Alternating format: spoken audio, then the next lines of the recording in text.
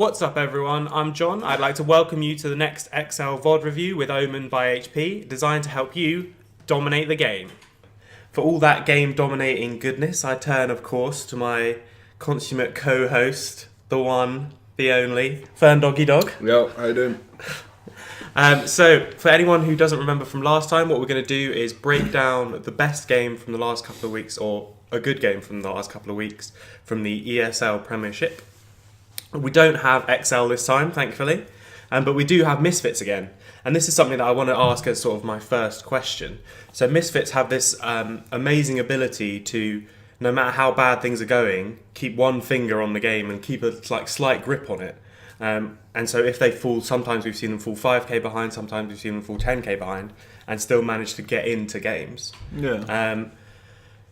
So when Misfits are ahead, and this is something that I sort of maybe devalued last time a bit too much, but when Misfits are ahead, they seem to just stomp people, as happened last night to a team that will remain nameless, called XL. But when they're behind, they get these really long games, and that's why so many of the best games, when we were looking back of like, what do we want to go over? It was basically like Misfits versus Enclave, Misfits versus Wind and Rain, because they managed to stay in. So my first question is, do you think that's entirely a macro-based thing, where they just understand the game really well, or is there stuff that you can do on a micro level to sort of keep in these games? Or is it sort of an intangible combo? I think it's probably more the players they've got and the comms, right? They've got very experienced players that have played in the scene for a very long time, and historically good teams, even in their losses, are very hard to beat. They don't just roll over. They're always looking for ways to win, irrelevant of the situation. And I think that's what happens with Misfits. I think they're always looking for that kind of step ahead of, if this team who are ahead of us do this, we can actually punish them with that, rather than lots of more inexperienced teams default to, just try and stall and scale. Yeah. Whereas actually, there's actually stuff you can be doing. There is proactive stuff that you can be doing, even when behind, to try and eke kind of openings or advantages to get back in the game. Okay, cool. So we're going to jump into this game, which is Misfits Academy versus Wind and Rain.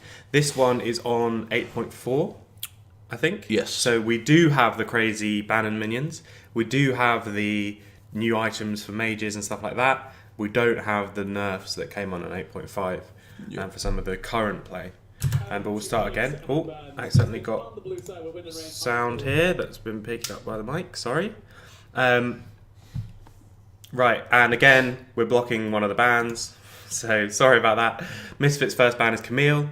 Really strong pick at the moment. Rise, the same. As I said, we've seen the tier changes. There's not really much to go about there. Basically, everyone who was already building tier just got a massive buff in 8.4, didn't they? Yeah, for sure. And even a lot of the champions that weren't building tier now opt into that tier-based Seraphs, because he's such a strong first opening item for most mages now. Second ban coming out from Misfits is the Talia. That's, again, just a really powerful pick and one of Godbro's best, right? Yeah, Godbro's been known this split for really good performance on Talia. Won against XL, which I hate to say. And then also his Echo was his other kind of signature pick that he came into this split being known about as being so good. So the third ban coming out from Wind and Rain is the Gangplank, as you guys can see. The third ban from Misfits, though, is Rakan, which strikes me as a little bit strange, because obviously that Rakan-Zaya combo is really good, but isn't Zaya the one who's generally considered better by themselves? This is one I want to talk about, because I've been studying a little bit into this as why teams are doing that, rather than it was always the Zaya ban to deny that. But the way I look at it right now is there's like 3 top tier AD carries on this patch, which is like Varus, Caitlyn and Zaya. Okay. And if you take away the Zaya, yes, you deny the Zaya Rakan still, but you still do that with Rakan anyway. Yeah. But equally, if you're not going to first pick your AD carry, you're giving away the other top tier, one of the key other top tier AD carries to the other team. So what the Zaya allows you is plenty of options, because otherwise Wind and Rain could pick Varus. You don't really want to pick Caitlyn into Varus, because Varus is traditionally pretty good against Varus, but Zaya is traditionally good against the Varus because she can deny the ult. It's like rock, paper, scissors. So it's like a trifecta. You don't want to get rid of the rock. Yeah, you don't want to be given one of the rock, because then there's an option that's completely open to them, right? So that's the key behind that. Okay, so we see the first pick, Skarner. Skarner obviously really strong at the moment. Olaf is maybe something. Did they know that Dan doesn't play Olaf? Or opting I imagine so. We haven't seen him play it at all in the regular split. I don't know if he's been putting any time into that since this game, because it wasn't such a popular pick at the start of 8.4. It kind of eked its way in throughout 8.4, and then now it got even some more buffs in 8.5. But yeah, he often reverts to this Nunu. Okay. And then the next two picks coming out from Misfits are just powerful picks, aren't they? Like Azir and Xayah. The Xayah, as we talked about, one of the top 80 carries, and Azir is just really hard to deal with in the mid lane. Like, you can blind pick that generally fairly safe, right? Especially with the Rise band. Yeah, I mean, it gives you a lot of lane pressure in most lanes. Very strong mid to late game team fighting. Spikes. Once you've got your 2 items, you're all set to kind of opt into these mid game team fights. And then we see Godbro's signature Echo come out, which is actually traditionally good into the Azir. Since Azir got Q cooldown nerfs, things that can get into between soldier range and Azir are often very good. Where back when Azir was strong, that's when we first saw the Aurelia mids. Yeah, exactly. Right? And Faker brought out that kind of back in season 6, probably 5, maybe. They all blend into one for me. But yeah, you're able to get onto the Azir, and Azir's defensive capability, especially pre-6, when you're actually in melee range of Azir, are very, very limited. It can't return much damage either. So yeah. So this is something that I'm always interested in, whether to match or to pick a different role in the first 3 picks. So generally the two options, at least when 5 bans first came in, was you either pick the same roles that the other person's picked and then you ban like the same sort of things, or you say, I'm going to pick, like, maybe I pick the support here and ban 2 supports, but that means you get to ban 2 mid laners. Do you think that depends on the matchup, or is there one that's generally considered best? Because I mean, mostly nowadays we see the mirror of, like, they pick their mid, so Warlocks pick mid. Yeah, when the system came in, this system that we use currently first came in, people didn't quite understand blue side drafts the way they do now, and red side used to get a big upper advantage because one, you used to be able to pick your third pick, ban out 2 picks, then take like a really good answer, and then also counter pick with last pick. But now what you do on blue side quite often is you solo pick you pick a really strong solo laner, so that the opposing team is either forced to pick or you're banning out 2 of that answer anyway. Okay. So you're giving yourself like obviously the Rise already gone. You could take the Azir, you get rid of another 2 mid laners if they don't pick their mid laner there. So you're kind of forcing their hand rather than leaving it to a strong counter last pick, which I realised as we've changed our overlay, the idea to change the overlay was to give more room for the game, but we unfortunately blocked the last pick as well, which is a Trundle. So the Trundle, we've seen it a little bit as support. We've been seeing it more as a top laner recently. Do you think part of that is to deny, because obviously Trundle is really strong against these like slow immobile tanks like Cho'Gath? Is part of that, or like, is that even something they would consider, or is it like we want to pick our support is the best thing, and the fact that it's denying their top laner is just sort of a added on extra? Yeah, I mean, guess so. Trundle has been a pretty good answer to Cho'Gath in a lot of respects. So maybe that was the premise behind it, that if you draft them both, you actually deny the answer. Especially with the 2 bans coming out from Wind and Rain, right? Yeah. This also is something that seems a little strange to me. Why would you ban 2 top laners and then not be picking a top laner? Does that not mean that your bans are sort of working in favour of the other team? I mean, equally, there's that we just spoke about, but then there's also Rifty saying, these are the best 2 blind pick top laners on this patch. We're going to give you a blind pick top laner. We want you to get the third best blind pickable top laner, so that there's more counter pickable options. Okay, that makes a lot of sense. So yeah, that's the kind of flip side of that. So it's like narrow down the options and then make them blind pick it. Yeah. Sorry about noise, if you can hear the noise. I don't know how well it comes over the mic. Slight bit of construction work outside. Yep, thankfully. Okay, so what we might do, actually, rather than have them talk about it, we'll talk about these comps briefly, and then we'll jump into the game, so we don't have to get that 3-minute break, but we'll just waste the 3 minutes here. So who do you think then? Obviously, this is slightly strange. We've got the massive comfort pick from Godbro and Dan, which slightly changes the team comps in terms of what we'd normally see. Firstly, what are both teams going to looking to be doing in the mid, early to mid game? Sorry. In the early game, it's going to be very much the Echo success is going to be very much dependent on whether he can play super aggressive in his lane, which would require Dan and probably Labrov to be able to move in their lanes and place a lot of vision around mid lane for Godbro to be aggressive without the worry of Afflict being there. he needs to be able to aggressively Eve forward, or he's in a situation where he's not going to ever get return damage. And then any range versus melee matchup, I'm sure everyone watching has played a lot of range versus melee matchups, you often lose out unless you can always close that gap. So unless Godbro can use the E forward, he's going to be really struggling pre-6 especially. Okay.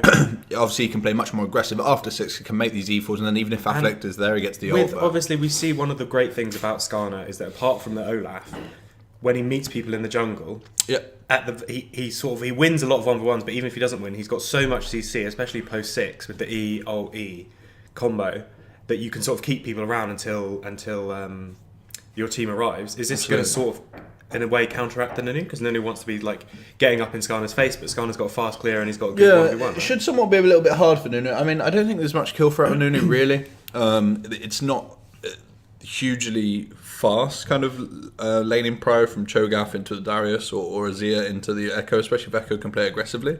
So as long as Nunu can provide vision for Echo, then Nunu should be able to invade. I mean, Skarner's not going to kill Nunu 1v1. But Skarner, another thing that's made Skarner kind of priority really rise is the speed that he clears and how fast the AoE clear is of Skarner. So, I mean, this jungle matchup is going to be more about map control as opposed to like any kind of 1v1 potential or skirmishing around those two champions. But yeah. We'll just jump forward into the game now. Smooth and seamless. Beautiful. I like it. Watch out a little bit because I've made the logo a little bit different size. That's fine. So it's sort of just like covering up part of your face. Okay, so, and again, I mean, we mentioned this last time. Chances are we won't see any like crazy invade. People have just been doing the fan, especially when there's these spires to protect, right? Yeah. I mean, often people like to go get the extra little chunk of gold, the 20 gold or whatever it is that the spire gives you level 15, 1. I think. 15? So, some people versus Skarner or even with Skarner try and control these in the super early game. But again, the spire is something quite interesting and interactive because you can... a little bit later on in the game, you could decide to take those or not take those, and it kind of somewhat reveals a position of a champion on the map. It's like the same idea as the Scryer's plan, right? You deny them vision, but you tell everyone actually where show you are. where you are exactly. Yeah, so it's probably a pretty uninteractive level 1, apart from working out where junglers start is always important for. So, lanes. are we gonna? I mean, I've not seen enough Nunu really in competitive to know what sort of things you're going to be doing. Obviously in solo queue you probably do something crazy like take their blue and then go to the other team's blue or something like that. Is that something that you need to do to sort of make this Nunu pick worth it, or is the fact that he's going to give you AP and more on his W later mean that he's okay with just scaling up? Because obviously the attack speed and AP is going to be useful for Echo as well. He's going to be useful in late game for the Blood Boil, or does he need to get something done? I mean, he'll definitely be useful later on in the game anyway. Yeah. Very, very good at denying the very much linear engage from the Cho'Gath and Skarner that literally need to run at you. Right, he's got a huge amount of zone control and AoE slows. He's also got attack speed slow on his E, which is obviously very beneficial versus Xayah and Azir. And can just keep the distance for Tristana, basically. He's trying to maintain the distance between the Misfits front line and Wind and Rain's back line. So there's that. I think he doesn't necessarily need to do anything amazing. He just needs to be able to have an element of control over the map in the early game. He needs to try and give his laners kind of a clear indication of where this Skarner is. And so then the next question is, this is something that we have had to start thinking about ever since 8.4, especially on 8.4, but even on 8.5. Yeah. The banner minion, people are getting used to dealing with it, but it's one of those things where you can't end up in a situation where it's like, oh, we can't really clear it. That's when it's going to be doing its sort of worst. Yeah. I mean, so Misfits, they have the Feast if they need to, and then they have Dematerializers on the Trundle Sport. But with this melee mid laner, is that going to become a problem in the sort of late game? Or I guess mid laners don't damage it anyway, so... Yeah, well, yeah. Obviously, Echo's got the Dematerializer as well. He'll probably use those in lane, but I mean, outside of that, he's not going to do much towards the Dematerializer. He's probably going to be in a side lane as well, so... Okay. Obviously, Triss gains range as the game goes on, so something that's quite potent at dealing with it. Nunu can Blood Boil it, right? Yeah, and Tom Kench can eat it also and pretty, chuck it back into the tower or whatever if he gets in range. What Tom Kenches can do, a mechanic which, if you don't know about, you can tongue lash into W and bring it back into you, and then spin it back into the tower. Only for minions. Yeah, so that works on banner command minions. So you can do that from range as well. You don't need to be in melee range of that. But equally, something like Darius doesn't mind blocking that. Do have those sort of good answers. There are tools to answer it, although on 8.4 it's a very, very strong thing, so you have to be very forceful and committal on actually dealing with that very soon. I expect we'll see one come out from the Nunu fairly quickly, or would you rather see it from the Tom Kench or something? Because I mean, normally it'd be your top laner who gets the early one, but does Darius? Probably not. Probably He's unlikely to adopt into that. Like that, right? He'll want tools that allow him to self-sustain and win this side lane. It's more likely to be Nunu or Tom Kench in this instance, yeah.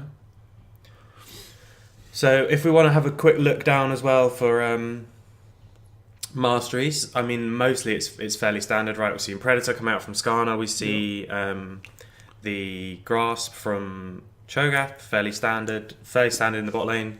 We've got 2 Glacial Augments in this game, which is something you don't often see. Trundle obviously just wants to, he's only useful when he's next to you, and he can keep queuing you and keep denying you that AD. Yeah. And then Echo...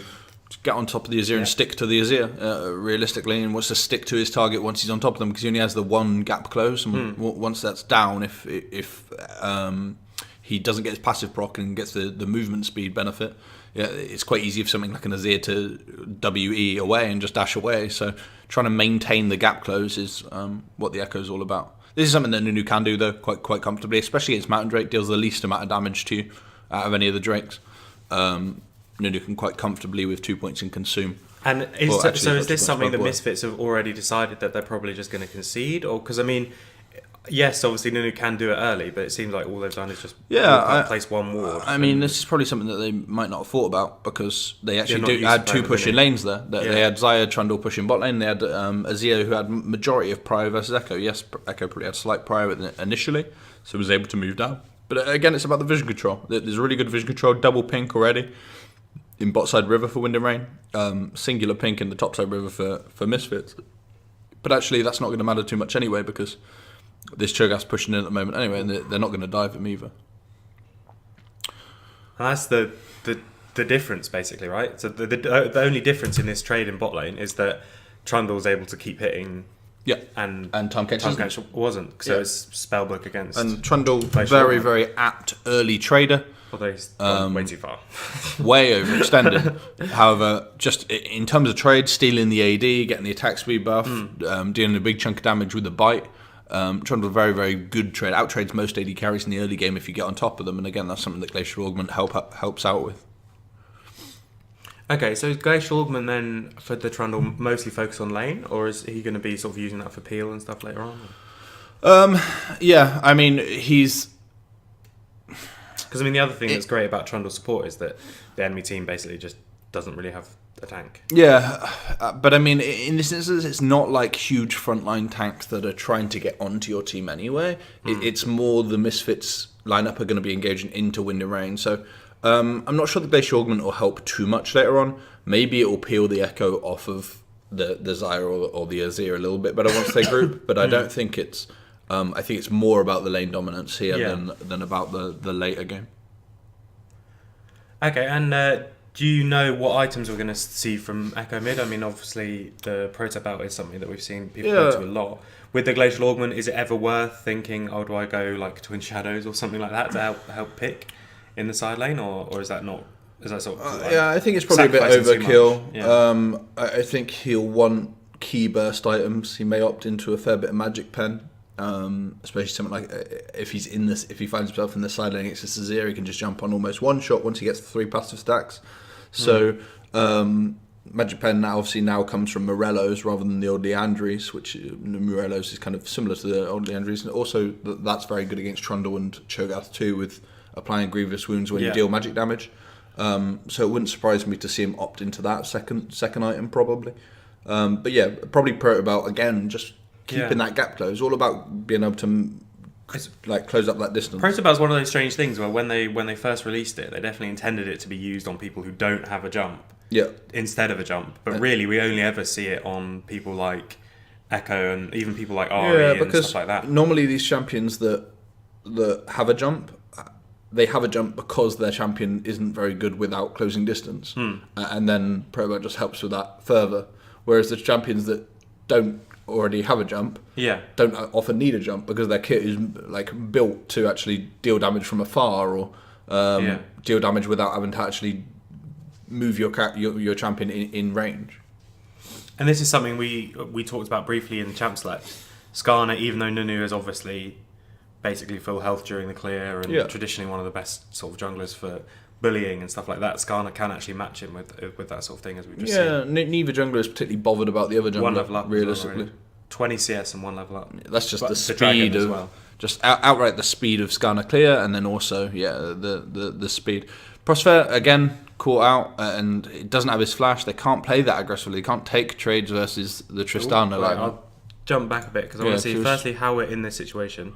Okay, so Nunu comes down for just a fairly standard gank route. Pass through his pink ward, which is something notable, right? He ensures he passed through the double pink ward. This again is something that these top teams, both War and Misfits, do very, very well, is they control pink wards. And even if you've got this pink ward, you're in an area where it actually doesn't make much difference. And they know his flash is down. The flashy, the heal's down. They don't care about the Xayah, right? They go for the flashless target that died last time, the less mobile of the two. And in mid lane, it looks like we've just seen Emperor's divide into. Skarner used ult as well, right? Yeah. So it was not flash ult by the looks of it. Might get a replay of that because this is a Sunday stream. Yeah, maybe a slightly higher production. We do replays on Sundays. Yeah, just not on a Tuesday.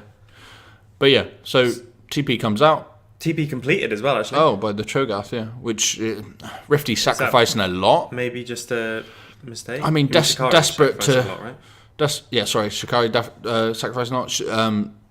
Just desperate not to lose his tower. I don't think they were going to lose it anyway. They were already backed off. Yeah. And he loses now at least a wave, if not two. He could have channeled the TP and cancelled if they were that worried, but I completely agree with the TP, but maybe a mistake to complete it. But I mean, it's one of those things, right, where like you have to decide that. So, because it's only really the last half second where they were far enough away so that you should have cancelled, and it's like you've then got to decide that you're doing that. And if you start channeling cancel and they just come back into vision and dive your Xayah, that feels absolutely terrible. And what this would mean doesn't look like Wind and Rain are actually that bothered by it. Sorry, we also see the swap coming through.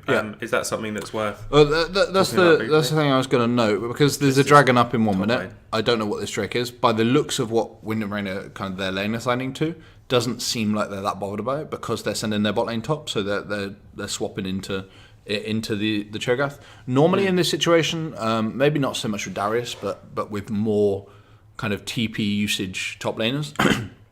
They would lane assign back as they were with the Darius Cho'Gath top, but actually Darius is going to have prio and he has TP advantage, so that Nunu could opt back into this next dragon, and if needed, then the Darius can TP, knowing that the Cho'Gath can't, create an outnumbered situation and actually being able to force that quite freely. So this instead is just going for the tower pressure, right? But also Trista's shown before Tom Kench has been close. Yeah. So are they maybe, I don't know, they didn't seem to be particularly struggling in lane. No, I mean, it's a little bit strange one to me. Why they want this? Perhaps they do want the Herald over the actual. So as we've said, we can't see the Drake, so we would assume it's Cloud, and this is 8.4, so pre-buff.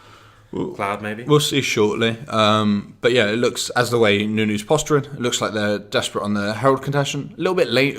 Misses got caught off by this in a lane assignment that they don't want. Right, Xayah's in a solo lane versus Darius. Darius obviously being 2 levels up on an AD carry, being a solo laner compared to a duo laner. And now they're in a situation where Darius can TP to this, but Misfits have to give this up because they've got no AD carry to even contest this, even if they wanted to. So it was very, very slow rotation or swap by Misfits, and actually they got caught out by that quite significantly. So that's one of those things where it just shows you the advantage of making proactive plays, right? Yeah. Sometimes the enemy team just can react a little bit slow or a little bit poorly because you're forcing them to think quickly while they're also doing all these other things. And you can watch a game like this and be like, well, obviously you should have either swapped straight away or tried to pressure bot lane and not tried to sort of match it half with the Cho'Gath. Yeah. But when you're in a game and you're doing all the other stuff and then Triss just shows up in your lane, even though the tower bot lane hadn't gone down, then it's just a bit strange. And looks like War are swapping straight back again to then pressure the dragon, even though it is. High level leagues are all about considering options and considering possibilities that may occur in the game. And if you're at a slightly higher level, understanding that Wind and Rain's composition wants to open up this map because they've got Tristana notoriously good at taking down towers. They want Echo in a long lane, in a side lane versus the Azir, or actually whoever he wants, really, because in the side lane he beats pretty much most people. Equally, the Tahm Kench value goes up when the map is open because the ability to ult onto side lanes it increased. So that's Wind and Rain's win condition. And perhaps a more experienced team or a slightly higher level team than Misfits here would have recognised that that's a potential, that they're going to play around this Rift Herald, that the Rift Herald is really important, and as a result they opt into that. But Wind and Rain have been very, very happy with the RNG of the Mountain Drake as their first Drake, aiding Tristana's ability to take towers, also then swapping into the Rift Herald, which if they did that for that purpose, to open up the map, which they should do when we see the Rift Herald being used. Very, very intelligent map movements in the early game by them. And then they swap back before Misfits have a chance to really reset. Yeah. And then they're caught again with the exact opposite, bot lane top when they're fighting. Now there's no neutral on the top side of the map. They swap back, they take the Ocean Drake. I'm not particularly bothered about the Ocean Drake. So it is the best, statistically speaking, best Drake to get pre-15 minutes into the game. Gives you the best early game stats. Okay. The laning phase. But people just don't really worry about it because... But after the 15 minutes, it starts to mean less and less. People get more base mana regen, base health regen. They're building health, so... let's jump back... so whatever. Yeah, let's see how this comes about. Well, I was sort of hoping the back arrow would just jump me back 10 seconds. Okay, so there's a really good trade from the Misfits bot lane. Matty's W, I think, is down when he goes in. So he has to be spat out and then use the heal. Yeah. And then but then they've still got this TP advantage, so they're trying to use that. Yeah, and Echo has a lane priority. As well. Echo does have lane priority here, so he starts to move down. Again, a lot of control in the river by Wind and Rain because of the Drake. Overcommitted, really, by Godbro. Actually, his bot lane was safe, so it's not of vital importance that they actually make any play here. Rifty does use the TP advantage, though, and yeah, okay. So they do catch out there. I mean, it's not necessary to do that. In as much as Rifty's now sacrificing what Shikari sacrificed earlier because Rifty wasn't in a pushing position when he TP'd there. So they could have just disengaged that. Well, Matty and Labrov were safe. So they could have gone back down to that. Nunu could have helped them shove out. They get a reset off. Yeah, I mean, so this is something that you mentioned, actually. I think it was on the three coaches. Okay. Kills should be a side product of making the objective play rather than... So they basically TP'd for a kill there because they were going to get that tower anyway. If they were going to pop down the Rift Herald, they're going to get that tower. Their objective was the bot tier 1, but equally they were in a position to secure that anyway without even using the Rift Herald. And really they've committed a TP, a Rift Herald... and a roam from mid as well. And a roam from the Echo just to get... what an objective, realistically, maybe 30 seconds later they were going to get anyway, whereas that Rift Herald could have been used to open up mid lane or used to open up another side lane as well. And this is maybe one of those things that we were talking about at the beginning of how Misfits can stay in games, is that they don't say, oh, we need to send 5 people down bot lane, we need to all run down and sacrifice farm, because they know it's going to go down anyway. They just say, we'll just get everything that we can get while there's something else going on the map. So Cho'Gath gets, he's caught a bit back up again in CS, and Azir gets a bunch more CS as well, and they just sort of they know what they're going to lose anyway, and like they're not going to lose 2 towers, they are going to lose 1 regardless. So let's get whatever we can. Yeah, and it's just loss prevention really, and then now the kind of boots on the other foot, and Shikari has the TP advantage on this Cho'Gath. So potentially there's an outnumbered play that Misfits can look to make. I mean, there's not many objectives right now to fight for.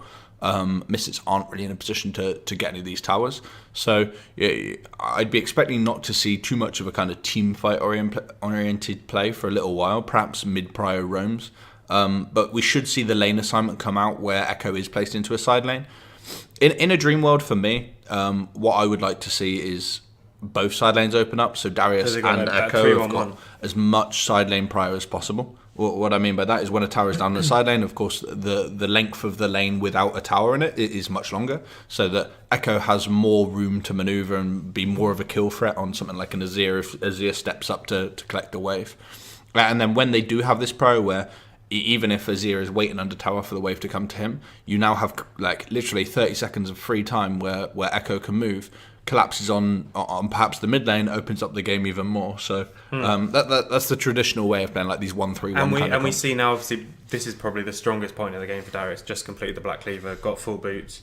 If he gets sort of almost anything on the Cho'Gath, he's going to be able to run him down in this really long lane, right? Yeah, right now, Cho'Gath doesn't really have a way of not dying to the Darius. He's not super tank Cho'Gath yet. I mean, he's got one item and boots, but there's a lot of just percentage armor shred off this Darius. So a big kill threat, and you should see a CS lead. I'm not a big advocate of this, in as much as when I mean this, I mean Echo being still in mid lane versus Azir. Yeah, I would actually rather. You'd like to see the 3-on-1. Yeah, I would rather War be forceful with the lane assignments, put the Echo in the side lane, start to force mid lane with the Tristana, and then if they make an aggressive move onto the Echo under tower, he's got enough survivability with ult and his E, as well as Tom Kench being able to ult onto him to save him if he needs to be. Yeah. And Tom Kench Skarner should be kind of hovering between the Echo lane and the mid lane where the Tristana is.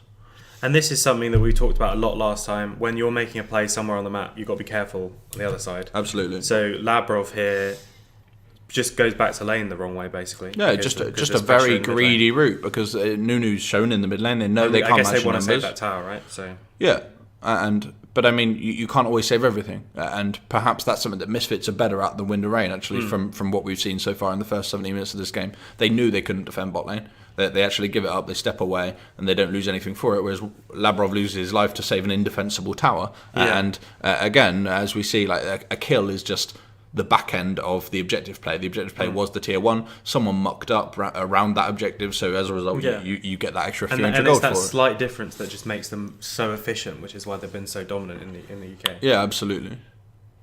Just consistency in that as well. Just consistency, and I mean, a lot of the top end teams realise that or understand that.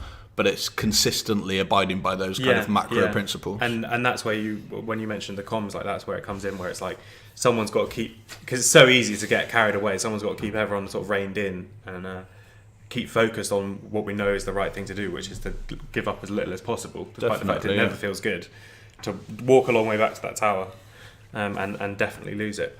So, although Wind and Rain got Mountain Drake, they got the Rift Herald, there's a situation where Misfits have now actually extended their tower lead further than even Wind and Rain taking the first blood tower. There's now a tower lead for Misfits. So again, I think it was part of the lane assignments not being as sharp and as quick as they could. Now you can see the Echo in the side lane. He's going to open up this tower pretty much immediately, and it's now compositionally it becomes a little bit iffy for Misfits to be able to deal with this. There's, as you can see, there's literally no one dealing with the Echo, right? Yeah. And I mean, this is obviously, there's also a really good 3 to have in a 3-1-1. Maybe not quite as much wave clear as you'd like, but it's so hard to dive a Tom Kench Nunu, and then Triss can just once Triss has the static and starts to get some levels, she obviously increases in range with level, so she's safer and safer, obviously more and more wave clear as well. So yeah, absolutely no problems there at all. War are giving up the straight by the looks of it, because Echo's in the side lane. He's not choosing to TP commit on this. Let's just watch this play out, and then we'll go back and watch the whole setup. Yeah, okay. That's a really nice position on the Echo W as well. Yeah, blocking off choke points with ability like that is the best way to use it.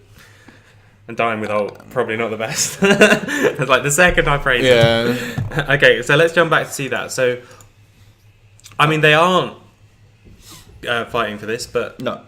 They could be, couldn't they? Because isn't the whole point of this 3-1-1 is that you can collapse. It's not like they saving TPs for when the Baron comes up, maybe. Okay, so what should have happened? I mean, I can't see from this point whether it exactly happened, but Echo, when taking that top tower, that's objective achieved, right? Wind and Rain are happy to be one person less on the top side of the map to be able to take that tower. So they take the tower. Echo immediately starts moving. As soon as he starts moving, what Wind and Rain should have been kind of preemptively proposing is that they're going to be 5 there first, because someone, whether that's Shikari or Azir, probably Shikari in a situation where the Drake is up, is going to collect the wave around the top side of the map.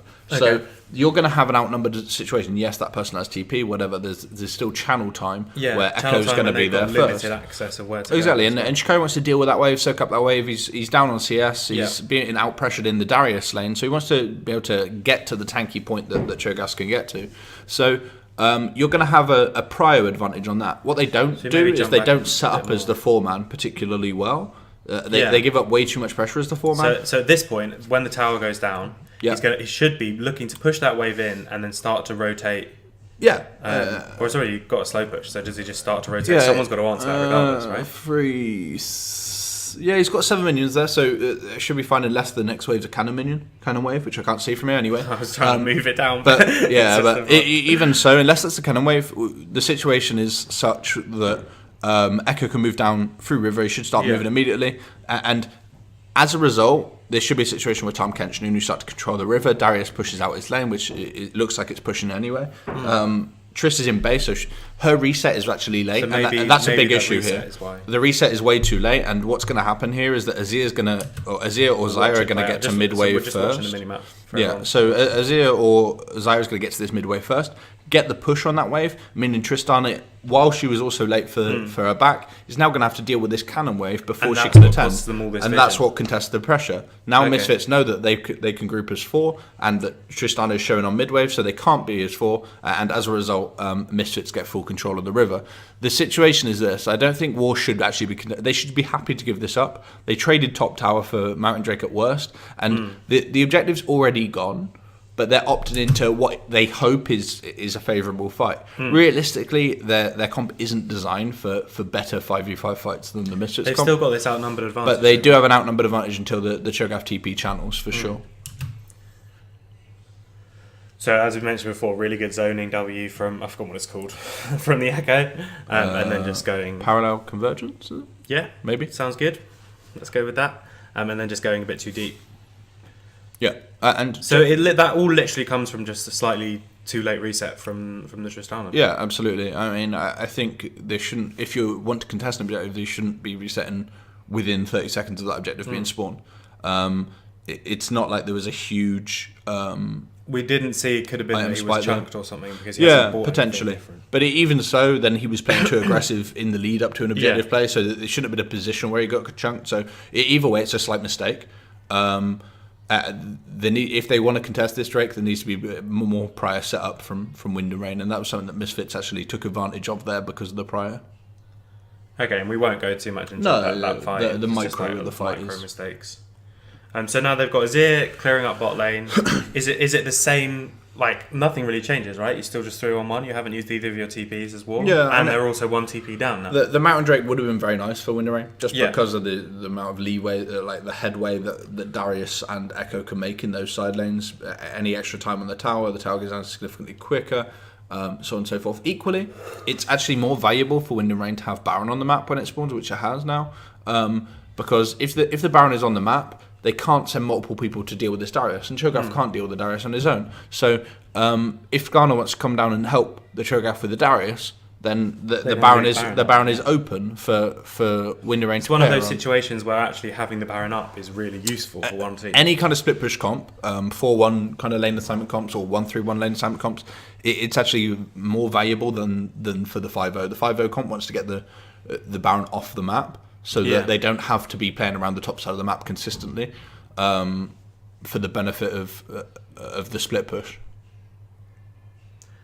Okay, and then this is what comes from it. This is a result. They just right? keep getting Darius is just they're just bleeding from Misfits in the 2 side lanes, which is what should be happening. And so, I mean, is it partly due to the fact that Misfits don't really have that much engage, and the Nunu is really good at stopping people who have to just run it? Yeah, and the Wind and Rain have drafted a lot of disengage.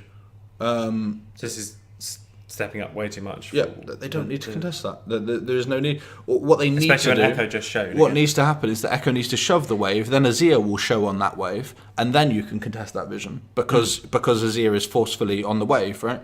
Not burning your flash before Echo has pressure in his side lane. You will notice a lot of mistakes, probably, by Wind and Rain in a 1-3-1 comp. 1-3-1 are the hardest to kind of coordinate because you're coordinating 3 points. Practice, exactly. And this is where the Tom Kench comes into the fray in the 1-3-1 comp. Constantly is able to make these aggressive plays on the side lane. I mean, maybe this doesn't come to too much. We'll see. Okay, so a singular pick. They are still playing. Very aggressive by Rifty. And... gets CC'd down, doesn't get too much out of it. I was going to say they are still playing the sort of zone control team fight really quite well, and Wind and Rain. Yeah, in terms of like the areas they're trying to cordon off. So they try and fight near the blue buff because you've got to go through that small gap, and then they manage to split them up like that. You're constantly looking for, even if it's like brief second outnumbered fight. So the time catch is there before they can react. Yes, they react, but actually someone's already flashed away or has already used all their abilities. So even if someone gets chunked, just flashed out, it's actually a 4v5 fight for the rest of the fight. So although you're like, it becomes 5v5, it's actually not 5v5 realistically. And I mean, they don't unfortunately get anything from that, but they basically just want to keep a singular pick, which, if any of this gold goes onto the Darius or Echo, it is favourable. This is quite aggressive. Yeah. Let's have a look at this one. I think they're just going to... Yeah, they're just back away. Gobra's just stuck. Gobra's waiting for his E, yeah. They're going to go back onto this. So they have Shikari Feast. I think it was only on 2,000 HP there. I mean, I guess they're a little bit scared of the Nunu Flash Consume Smite, which does 1,100 true damage, max Q. So it's actually worth, matches the trigger. There, just a little thing is that Dan comes here instead to force them to go one extra pathway round, which means that they lose all this extra time to get to mid. Yeah, so a play like they just did there was trying to punish like back timings of Wind and Rain, because they all back significantly together. But when it does it, when it works, obviously it's great. It's actually perfect for what Misfits want. But if it doesn't quite work, and you don't quite get that objective out of it, you lose a lot of control. Everyone's chunked. Everyone's in a position where you're a bit away, and they struggled a little bit. Not entirely sure how that... This game was so controlled, and it started to get a bit messy. Yeah, a few fights. I don't agree with this. If we just pause it a second. Yeah. The situation we're in is that Darius has a huge wave pushing into him on bot side, and there is actually no one dealing with that. Godbro has TP. Yeah. Why is Godbro not bot lane collecting this wave, pushing into, starting to create pressure in the side lane, forcing Shikari, obviously his TP is only just about to come up, to match? And then he could be moving, whereas Darius could be just shoving out top side, grouping with the team during the TP turns. Is this one of those things you think that we talked about before, where it's really easy to just default back into the lane assignments you've had, and then Rifty's like, well, I don't have TP, so I can't be bot lane. I can't be bot lane. Even though they did actually have another option. He's now going to lose 3 waves to the tower. There was a change a couple of patches ago where minions alone, when left alone with the tower, do significantly more damage than they used to. So it actually isn't going to take too long for that tier 1 bot lane to just go down, just to waves alone. And equally, they're not extending their lead, they're opting into what Misfits want, which is 5v5s around this Nash. This could be a struggled area for Wind and Rain if they opt into that. And then the mistakes get a little bit compounded here, where Rift just steps a bit too far up. And again, it's that same thing of like, yes, Godbro's near, but the few seconds that he's not here, this is still 4v5, even though he's as you can see, Rifty he's coming. A non-factor in the fight before there even is a fight, right? Yeah. And this is exactly what Misfits want. They want to minimise the amount of side lane pressure that they have on them, and they're doing exactly what Rifty's given them exactly that, right? Where was the TP used, actually? We didn't even talk about that. Was that for the Baron? Was it not on the fight at Blue Buff when they picked the Skarner? Oh, yeah, might well Possibly. Might well be. And again, that's... so there he's TPing so that if they get the extra kills with that TP and the flash, then they would then go Baron. Yeah. So that wasn't just the TPing for kills, as we talked about before. And Misfits were waiting on the trinkets to be used there so that they didn't have a full check over what was happening with that. Oof. The shuffle into Lavrov. They're going to kill Lavrov here. Again, they're not going to get too much more for this. Misfits are very desperate to get this Nash off the map, like we said, because they want to be able to deal with side lanes. It does look like the bot tier 1, after those waves crashed, pretty much most of the tower has been taken just by those waves alone. And it was full HP, wasn't it? Yeah. So that's what I mean by... So then also, Dan's resetting here, but would Dragon not be the better call, as you have the higher health members coming back? Mountain Drake is very valuable for... but they don't want this. They don't want this to happen. They are desperate for this. Misfits. They know how important it is to get this Nash off of the map, and it looks like it's going to go here. Yeah. Nice. So this is exactly and what they want. that's one of those. That's how Misfits stay in games. They're always switched on. And they know what their win condition is. It wasn't even like we killed someone. It was like the recalls were staggered in the wrong way, even though they had vision on it. Yeah, had vision lots of teams may kind of count how important it is to get that Nash off the map for Misfits. I mean, now sieging with the Azir is going to be very, very good. And again, this comes down to the Mountain Drake earlier. If that Mountain Drake was better by Wind and Rain, that Baron is much slower. If that Baron's much slower, then you're in a situation where you might actually be able to contest that, win the fight, and actually turn the game around a little bit. So the one thing that's not played well earlier in the game can snowball into something much, much bigger. Yeah. Yeah. So Misfits now going to look to group as 5 and push as 5 to force that. Force the issue, as it were, and force the split pushers to come back. What they can do now is you can push into the lane where you were being pushed in before. So before all the split push pressure in the world was going onto this bot lane, but now Misfits can put people bot lane and not worry about it, right? So when they want to, they're going to rotate into the Shikari lane quite possibly, and it's not like they're going to lose Nash for that anymore. So they can just take those towers on the other side. Meanwhile, they can just control very, very well with this, and the Echo's struggling to get any side lane pressure. There's no side lane pressure from the Darius. This is exactly what this is now a 3-item Azir does. Yeah. And they should rotate into the Shikari lane here, take the tier 2 on bot lane, force Darius off the wave. They've got the promote. Okay. So they've just this is the first time we've seen this, but they're using the banner of command minion. So what they will do is they'll just stick around with that. Shikari should collapse onto his team then, so that it is a 5-0, so that you can never be outnumbered. Maybe Shikari's a bit late on this, and they're actually deciding to give that up in favour of taking the tier 2 bot lane. They should rotate into him now. Okay, they're choosing not to. They're choosing to actually split across that. Still keep doing this for I mean, I'm not a big advocate of this, especially when Shikari doesn't hold natural 1v1 pressure versus a Darius. Darius at this point with the Spirit Visage now denies a lot of Shikari damage, also sustains significantly. So do you think the correct play there was to group up on the Baron minion and try and get it? Shikari should have either left the wave pushing away from him and then grouped up on the Baron minion. If they were forceful on the Baron minion, they managed to clear that with a dematerializer of Tarms or whatever the clearing, then move into the bot lane that they already had slow pushing. They were able to get close enough in melee range of it because of Shikari not being there, and they know Shikari wasn't there. This gun has done a lot of work though. Yeah, I mean, this is why it's such a strong pick. You step sort of a millimetre too far, and that's it.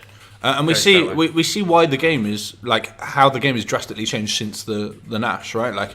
Wind and Rain just isn't a thing. While it's up, really hard to get side lane pressure versus this Nash when Misfits are able to group, because what they get in their 5-man is more than you get in your split push.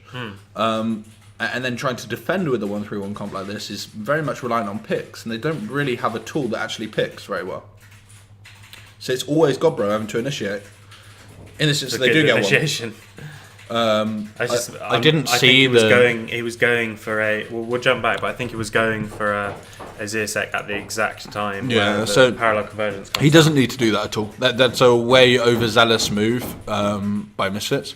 He doesn't. Okay, so he flashes forwards. Actually, he flashes forward to ult him back. To ult back when realistically that's way too greedy. They've got the Baron. The siege is going well. The tower's slowly going down. Yes, it's slow, but I mean it's progress. It's more progress than War are getting. And why give War a chance to actually get any kind of control in the game when you've got complete control?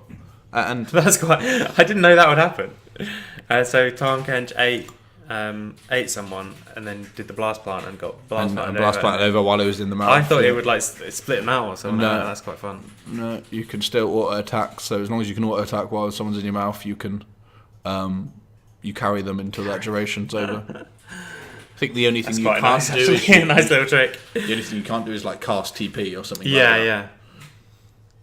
I thought you're silenced, aren't you, or something? Yeah, it's a weird one. It's a weird interaction. So you can't click Thresh Lantern or something? You can with Skarner, but you can't with... Yeah, there's been a lot of really good Skarner Thresh combos lately in competitive play where Skarner ults someone, clicks the Lantern, pulls back. So also Rise ult, you can Skarner drag into a Rise ult, and that Rise ult takes you and the person you're dragging with you through the full channel. Cause Did you ever play when there was that Darius bug where you could TP and then just before the TP happened you could E? Right. And so there's one guy who gets penta level 1 because they're all waiting in a brush by blue, but it's warded. And Darius has a ward in his fountain, starts TPing to it, and just before he goes, he E's and pulls them all onto the fountain. It's like, that was the extreme. Nice bug, yeah. Back in the day when League had like abusable extreme bugs for like absolutely. long periods of time, and they weren't like really quickly fixed. Yeah, they're not now hot fixed within the day or so. Yeah. Okay, so what then, now that Baron's actually... Sorry, I'll just pause it before this. Yep. So, trying not to use the information that we can see what they're going to do, I'm about to ask you what should they do. Now that Baron's off the map, obviously there is less 3-1-1 pressure, but you still have to answer the Darius with more than one person. And you still have to answer the so Echo do you just as well. keep going back to that same thing? I think you still need to opt into that 1-3-1 lane assignments. You still need to have the Echo trying to create as much pressure. And then the Tristana needs to be super forceful when that is answered. So when multiple people go to deal with this Darius against the Cho'Gath, when multiple people go to deal with the Echo against the Azir, you're in a situation where Tristana's then the reactive part to that. She reacts to them putting their resources elsewhere. And what then do Misfits want to do? Because now they don't have the Baron, they can't just group as 5 and force them to respond. Yeah, I mean, what do they do? They still want to be very forceful. Yeah. In this instance, it looks like they were going to get the slow push or get the push on with Azir, then get mid prio with the rest of the team, and then group up to the Azir, take the tier 2 bot lane. They want to be away from mid lane, whatever the situation is, because they'll have natural pressure in mid lane because they've got super minions. So playing to the side lane, trying to group as 5. What will probably happen is that Misfit, like Shikari, will answer potentially the Echo because he's the one with TP. Yeah. So he'll collect that wave. And then they want to just use the fact that Rifty's going to have to answer the super minions. And what will probably happen, or what should be happening with Misfits until Nash spawns again, is that they should de-push the wave on bot side, so push out as much as they can.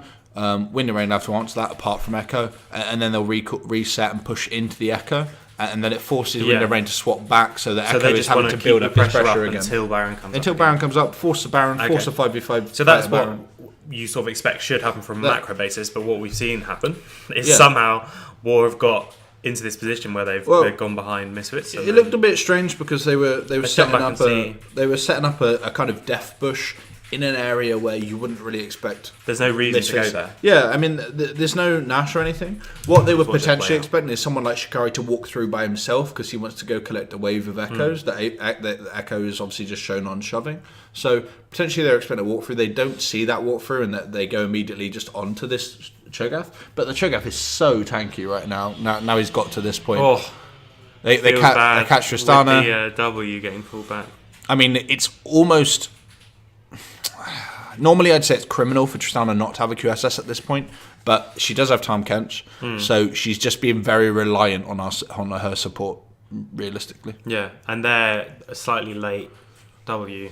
Yeah. Costs both summoners, basically. And Echo left the top lane in a really bad spot. It's actually slow pushing. But again, there's no real reason for War to try that, right? So if someone had walked in, it would have been great. Yeah, but when someone didn't walk in, they actually just should have reset, pushed out this lane, and not actually lost anything for it. Yeah, and that's why, I'm going to keep coming back to it, that's why Misfits have been so dominant, is that they don't seem to make those sort of decisions because, like you say, they keep coming back to the comms of like, what are we actually trying to do? Yeah, even when you're 31 minutes into a game. How do we win this close. game? Yeah.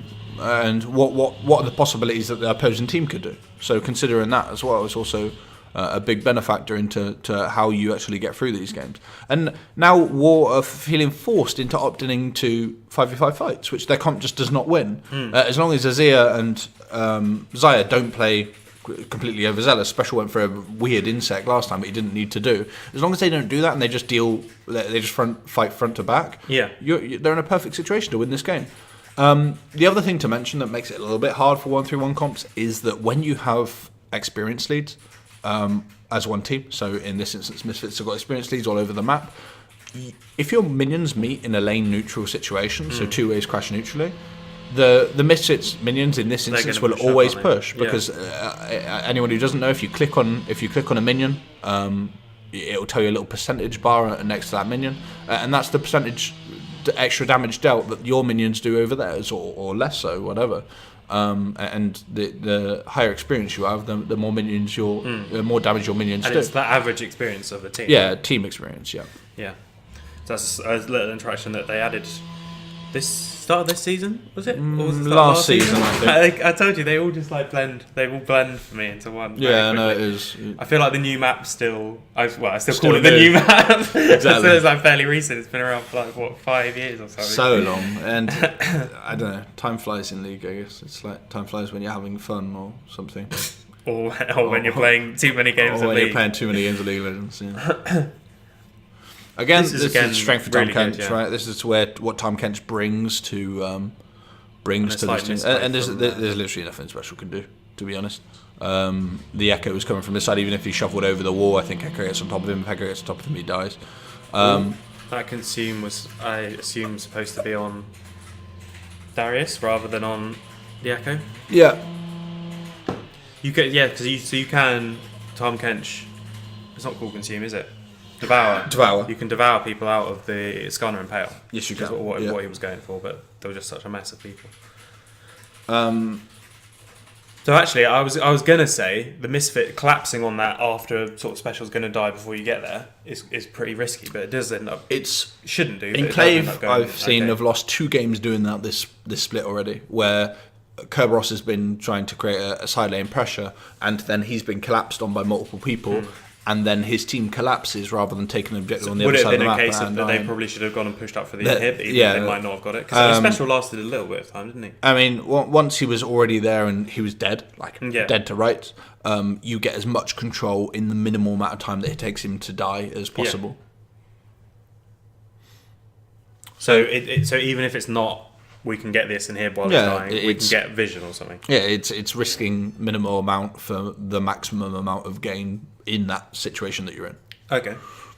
Now that Nash is back up, it's back to square one where we were 10 minutes ago or so. Both TPs are up for war, so they should just go for this 3-on-1. War don't really care about the Nash getting it themselves. I mean, if they get the Nash, it probably ends the game, realistically. But they don't need it as much as Misfits do. They're back in that situation where Echo and Darius can win side lanes, irrelevant of whether they got Nash or not. And as long as they're 3-man, so the Tristana, Tam and Nunu are ready to respond, they're in a situation where when people go to deal with Echo, when people go to deal with the Darius, this Tristana is just going to wreak havoc and take down probably 2 towers if you're not quick enough on the response. But Misfits know their win condition. They've got an area of time now where they can control River as 5. If they had good enough vision control there, they didn't. They removed that pink from the pit. They stepped up and put their vision control into Wind and Rain's red side jungle. They would have actually been able to start this Nash without quite freely. Yeah. And that's what they need to do. And this is, again, coming back to why the little things like getting that dragon makes a big difference, because it's a 20% swing in terms of who does Baron, so 10%. Oh. That was not... Okay. Sorry, we have to see. Talk us through this one then, from a coach's point of view. What does this feel like? Well, they've got Smite, they've got Feast. And it goes down to 152 HP, I think I saw the Nash at. Yeah, so 152 HP. They don't Smite or Feast. And they don't Smite or Feast. So, I mean, there's not a huge amount of high-level analysis to go into that one. Use your abilities when you're there, rather than leaving it to a pure 50-50 risk. Thankfully, what Prosper did was stop Nunu getting into the pit. He sacrificed his life for it, but completely worth if he stopped the chance of a steal. And in the end, it was only Echo that could have gone to the pit. I mean, anything and there's from no Echo, way that Echo can steal it, really, against the Cho'Gath. He shouldn't. In this instance, he 100% could have. Anything that he did would have done 152 damage. Yeah, no, and I just... as a result, he should have taken it. But the combined of Smite Feast at this point should do more than an Echo can about 1,800 damage. Yeah. So there's nothing Echo can do that would burst the Nash at 1,800 true damage. Okay, so they get the Baron, they get the mid inhib, and then obviously they're now with a Baron as a split push comp. Oh, what? Wind and Rain got it with the Echo Q. I didn't realise. Yeah, that's what I was talking about. That was the whole point of what I was talking about. Sorry, I thought they left it at 152 and they actually didn't get the Nash. No. That's what I mean. They that's why I was saying analyse it. Whole 10 minutes, I thought you were fairly chilled about it. I mean, I know exactly what was going on, but just with regards to, I didn't actually see that Echo lost it. My bad. Echo got it. So yeah, now you So should now you're in trouble. you should be in real trouble. I was wondering why, because I was saying like analyze it. And actually trying to analyze it. I was like, oh, I didn't mean that. But now War are like in a perfect spot. This is what they wanted 10 minutes ago before they lost all that standing gold because of the last Nash.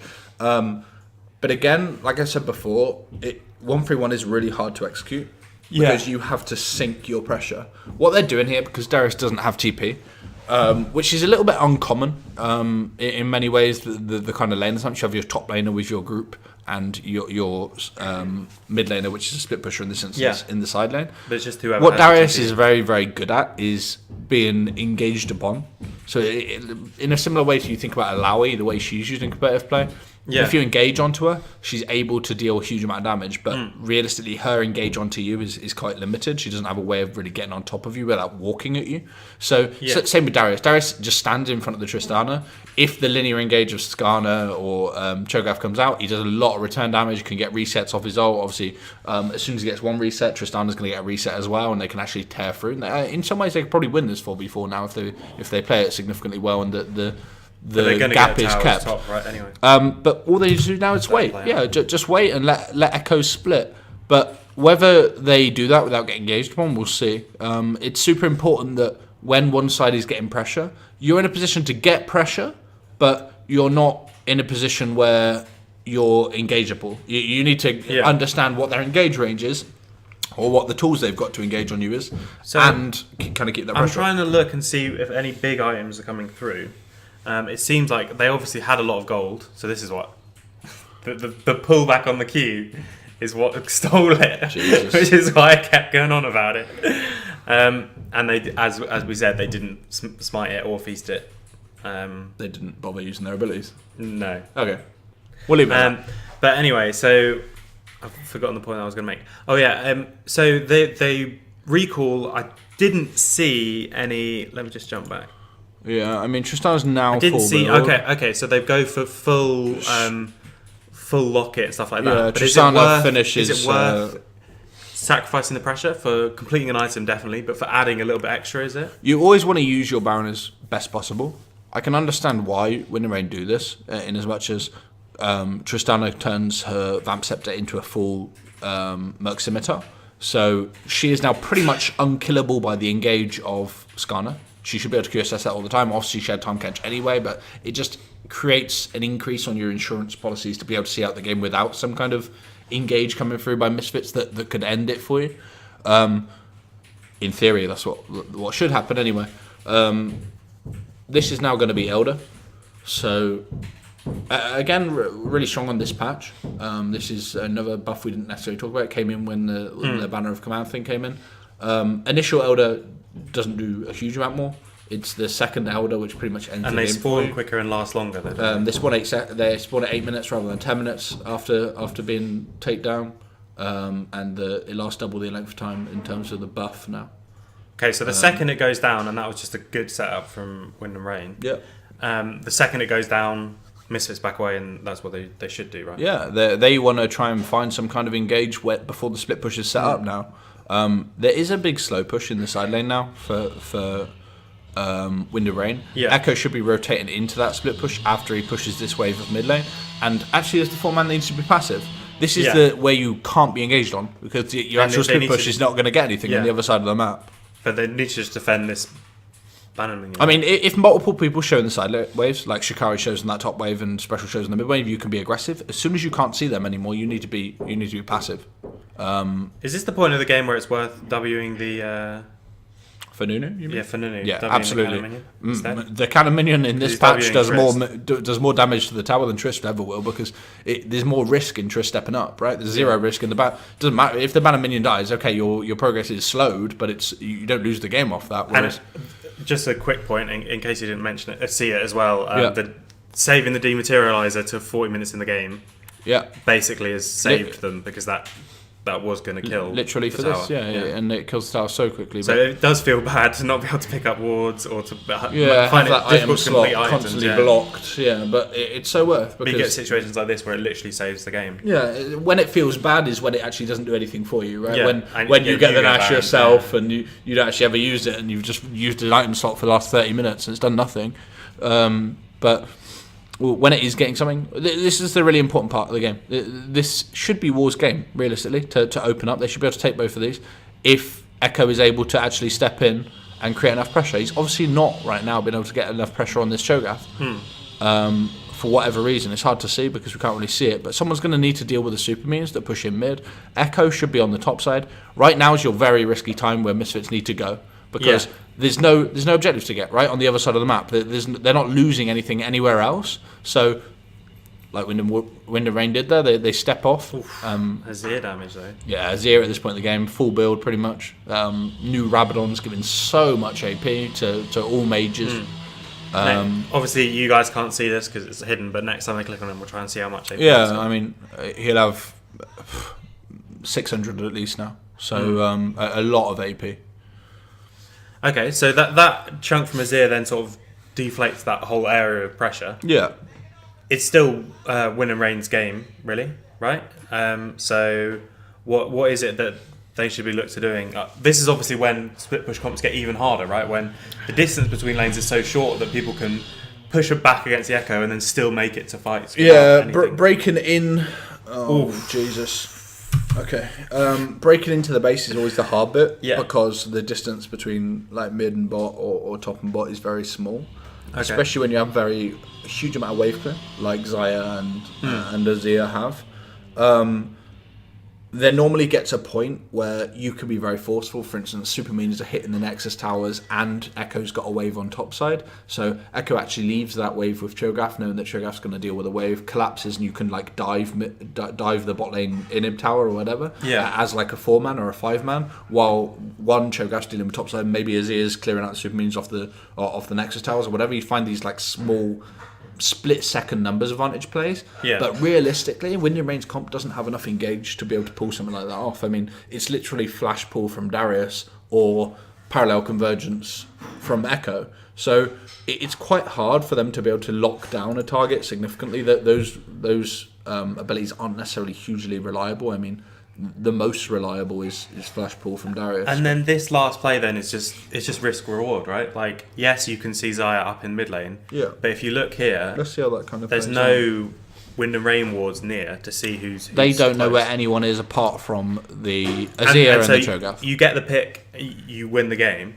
but you get picked and you lose the game, and you're in the commanding position. So and a lot of pro level teams will not make that risk. Yeah, they won't risk throwing the game off something they don't know. Yeah, I this is always something that I would always say to teams is that you see all these like Fnatic waiting in a brush or whatever it is, but if you're in command of the game, then that becomes the risk reward for that becomes as different. If you're really far behind and you get a pick here, you still win the game because it's that late on. But because you should be winning the game, you don't need to do this. You don't need to risk this. No, you need to play it out. But in the heat of moment, sometimes this happens, right? Yeah. The pull was exquisite from Afflict. He managed to cancel Tristram mid-air, and then even though the QSS went off, the pull was the jump was cancelled. Yeah. Trist jump is very front loaded as an ability. So the initial part, the channel when she's actually jumping from the floor, doesn't do anything. Like you cannot cancel that. But once she's in midair, pretty much any CC cancels that. So that's what happened there. He landed the ult midair and it pulled Tristana back to where she was. So the QSS was very, very non-impactful there. And this might well just be game, right? And 2 picks ends the game at this point, 42 minutes with the Banner of Command meta. You end the game off this. I mean, Wind and Rain are trying to do their best to defend, but defending versus late game Xayah is pretty tough. And that's where we are. Yeah, so I mean, there was some really high level gameplay in that. Second time this split that Wind and Rain have won, that Misfits have won when they were actually behind in gold when killing the enemy Nexus, by the way.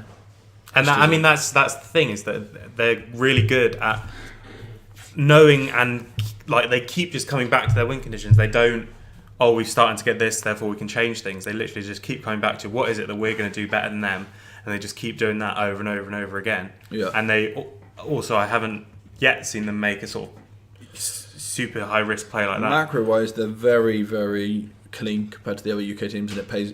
You can see it quite significantly over. I mean, Winner were the other most dominant team in the UK right now, and macro wise, we saw a lot more risk versus reward from Winner than we did from Misfits. Misfits played to their win conditions much better. Their comp was overall something that works easier. And they just used that to kind of manipulate the game. They were very forceful around the Nash, which they understood, which is really impressive. They took that down. Other than the one echo steal on Nash, which should never happen. Yeah. Literally, if they cut that out of their game, this game would be over 15 minutes earlier or something. Yeah. Okay, cool. Well, that's it then from us. Thanks very much for watching. Don't forget to like, comment, and subscribe. This time we didn't have any of the gameplay sounds, as you, I'm sure, were aware. Let us know if that's something that you prefer, or if you like having them low as possible. Unfortunately, at the moment, we can't work out a way to get the game sounds without the commentary, so it's either both or none. Yeah. Maybe later on we'll try putting some like calming background music behind us, just so there's something for the pauses. Thanks very much for watching our Dominate the Game VoD review with Omen by HP.